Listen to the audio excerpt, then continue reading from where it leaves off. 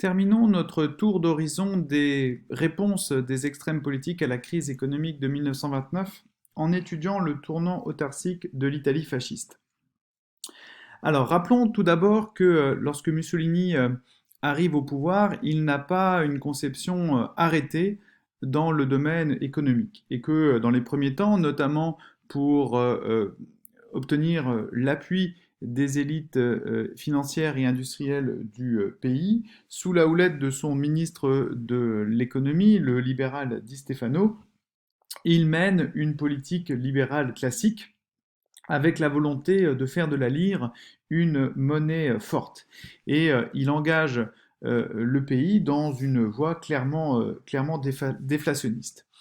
Dans le même temps, l'ambition de Mussolini est de faire de l'Italie un pays indépendant sur le plan économique. Et il lance dès le milieu des années 20,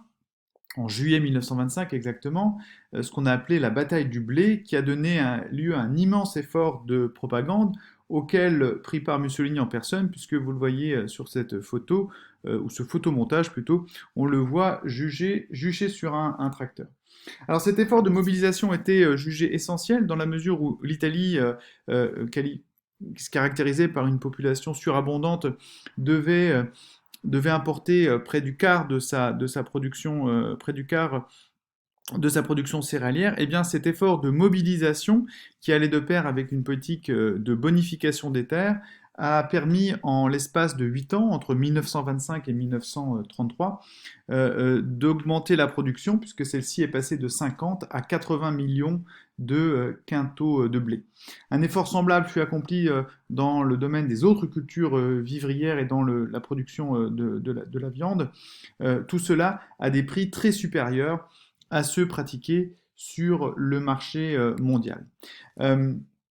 le marasme économique va néanmoins s'aggraver avec la crise de 1929 et avec la guerre d'Éthiopie, et il apparaît que les remèdes imaginés jusque-là par les économistes libéraux pour sauver la lire et pour garder une monnaie forte se heurtent à la réalité de la crise économique de 1929, et la politique interventionniste de Mussolini à partir du milieu des années 20 pour assurer l'autosuffisance de la péninsule en matière d'énergie, de matières premières, eh bien, ne permet pas de sortir le pays du marasme économique, puisque avec la crise de 29, le chômage augmente, les faillites d'entreprises se multiplient et la dette publique se creuse. Mussolini décide alors, à partir des années 30, d'orienter progressivement le pays vers une logique autarcique et dirigiste. Alors vous le voyez bien, le choix d'une politique dirigiste ne naît pas avec la crise, mais elle va s'accélérer, puisque Mussolini, en novembre 1933, déclare qu'aujourd'hui, je cite, nous enterrons le libéralisme. Le véritable tournant autarcique de l'Italie s'opère à la suite de la conquête de l'Éthiopie. Rappelez-vous, d'un point de vue géopolitique, l'Italie, en tant qu'État-nation, est un jeune État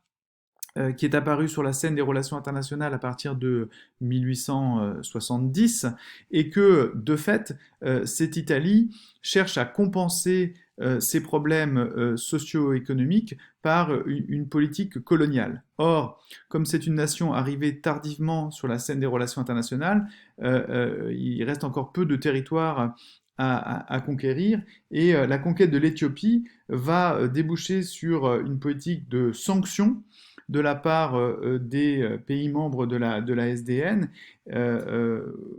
suite à la pression des opinions publiques françaises et surtout britanniques, choquées par cette conquête coloniale. Et dans ce contexte, eh bien, les sanctions vont renforcer les tendances dirigistes et protectionnistes. Et Mussolini, à partir du printemps 1936, va inaugurer l'ère de la mobilisation économique. Sous l'impulsion de la Commission suprême pour l'autarcie, un effort immense est entrepris pour permettre à l'Italie de limiter au minimum ses achats à l'étranger. Les syndicats, les corporations et les autres organisations du parti sont mobilisés pour faire passer dans la population les mots d'ordre autarciques, qui sont présentés à la fois comme une nécessité incontournable sur le plan économique et comme le signe d'un engagement patriotique. On est aussi dans ce contexte, vous l'avez vu avec Madame Abalea, de la mise en place de cet axe Rome-Berlin, inauguré en 1936.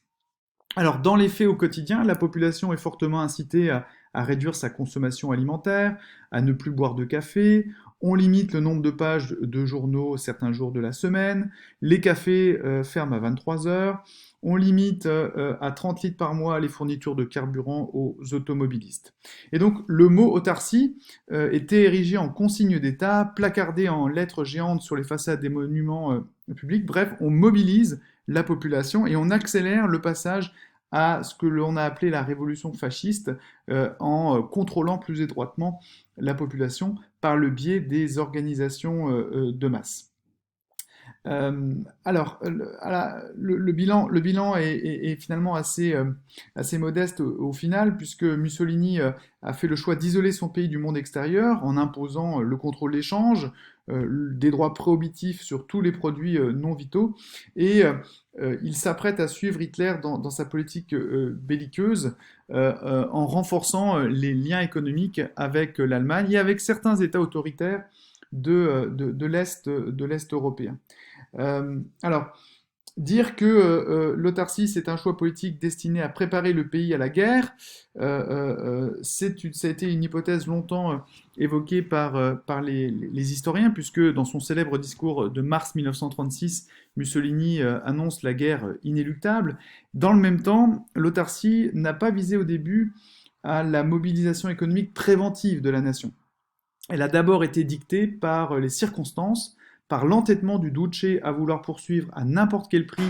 une politique de prestige monétaire, et ce n'est qu'après que la logique du système a nourri une politique extérieure qui conduit Mussolini à passer ce contrat avec Hitler.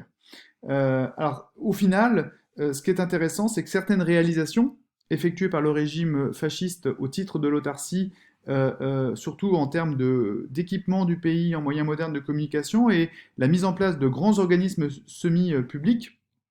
notamment dans le domaine de l'énergie, vont constituer un héritage qui servira, après la Deuxième Guerre mondiale, de tremplin à ce que l'on va appeler le miracle italien. Là, vous avez un point commun avec le national-socialisme. Le fascisme et le national-socialisme posent les bases de certaines structures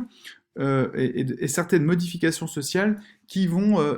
servir de moteur ou de base ou de fondement à la croissance économique de la période plus connue sous le nom de 30 glorieuses.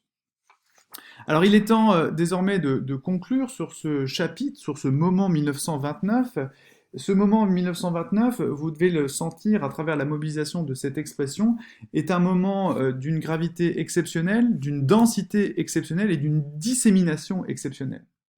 Sur le plan économique, la crise de 29 correspond moins à une brutale inversion de tendance qu'à une aggravation jusque-là inédite d'une conjoncture déjà médiocre depuis le milieu des années 20, en dépit d'un retour fragile à la croissance en Allemagne notamment. Cette crise met fin au rêve du retour durable à la normale.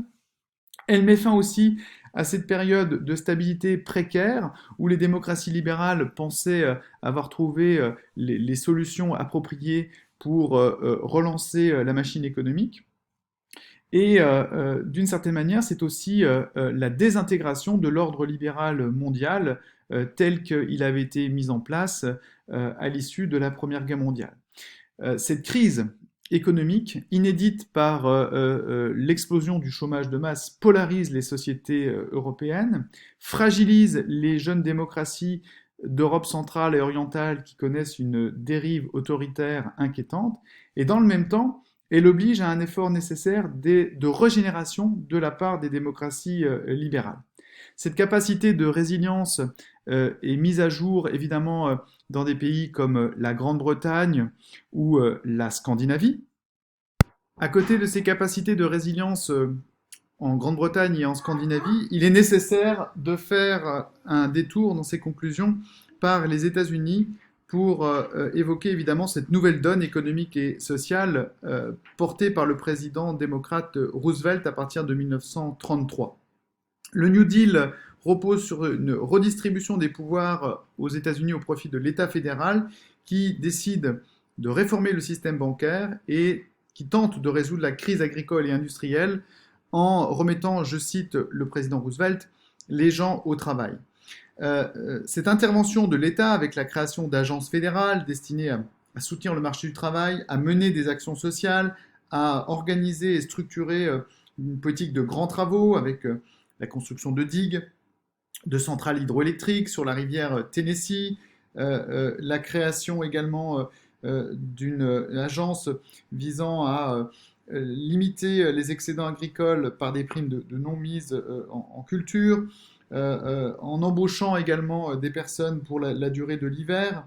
en refondant l'activité syndicale et en autorisant les droits de grève. Bref, cette intervention de l'État aux États-Unis apparaît comme une solution qui vient en rupture avec les conceptions de l'individualisme libéral et qui pose les jalons d'un futur État-providence, même si les résultats de ce premier New Deal sont plutôt modestes au moment du premier mandat de Roosevelt. Et dans ce contexte-là, eh bien, les projets politiques extrémistes sont d'une redoutable concurrence. L'historien britannique Adam Tooze parle à cet égard d'une ère de concurrence globale, et cette concurrence, en fait, elle se joue entre des démocraties libérales fragilisées, remises en question, contestées à la fois à l'intérieur, mais contestées aussi à l'extérieur, par cette énergie radicale mise en œuvre en Union soviétique, en Allemagne et en Italie, avec trois régimes qui partagent cette conviction que l'opportunité historique de montrer la supériorité de leur idéologie et de leur régime était là. Et c'est ça le grand résultat de ce moment de 1929, c'est d'avoir permis à ces extrêmes politiques de s'exprimer et de rayonner un peu partout dans le monde, même si globalement, vous le voyez bien, il n'y a pas de fascisation de l'Europe ou de globalisation des extrêmes politiques, mais on a quelques exemples bien ciblés en Union soviétique, en Italie, en Allemagne, où ces régimes eh bien, donnent l'impression qu'ils sont plus efficaces, plus performants que la démocratie libérale, qui apparaît comme un régime inefficace et un régime productrice finalement de division et de tension.